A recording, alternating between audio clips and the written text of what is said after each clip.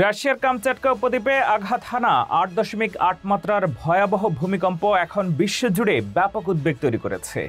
ভূমিকম্পটির গভীরতা ছিল প্রায় ৬০০ কিলোমিটার, যা একে মেগাথ্রাস্ট টাইপ ভূমিকম্পের অন্তর্ভুক্ত করে।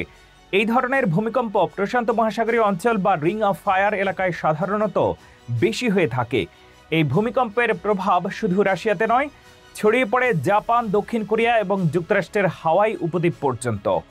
জাপানের আবহাওয়া বিভাগ এবং যুক্তরাষ্ট্রের national oceanic and atmospheric administration তাৎক্ষণিকভাবে সুনামি সতর্কতা জারি করে। সর্বশেষ তথ্যে জানা গেছে, জাপানের উত্তরাঞ্চলীয় হোক্কাইদো অঞ্চলের নেমুরু বন্দরে প্রায় ৩০ সেন্টিমিটার উচ্চতার সুনামি ঢেউ আছড়ে পড়েছে। তবে আশঙ্কা করা হচ্ছে পর্যায়ক্রমে এই ঢেউ আরও বেড়ে ১ মিটার পর্যন্ত পৌঁছতে পারে। জাপানের প্রধানমন্ত্রী শিগেরু ইশিবা এক জরুরি বিবৃতিতে বলেন, আমরা এখনও ক্ষয়ক্ষতির কোনো বড় রিপোর্ট পাইনি, তবে সুনামির আশঙ্কা একেবারে উড়িয়ে দেওয়া যাচ্ছে না। উপকূলীয় বাসিন্দাদের নিরাপদ স্থানে সরে যাওয়ার নির্দেশ দেওয়া হয়েছে। উদ্ধার ও ত্রাণ দল প্রস্তুত রাখা হয়েছে। বিশেষজ্ঞরা বলছেন, ভূমিকম্পের গভীরতা বেশি হলেও এর কেন্দ্রস্থল ছিল মহাসাগরের নিচে, ফলে এর ঢেউ দ্রুত উপকূলে এসে পৌঁছাতে পারে।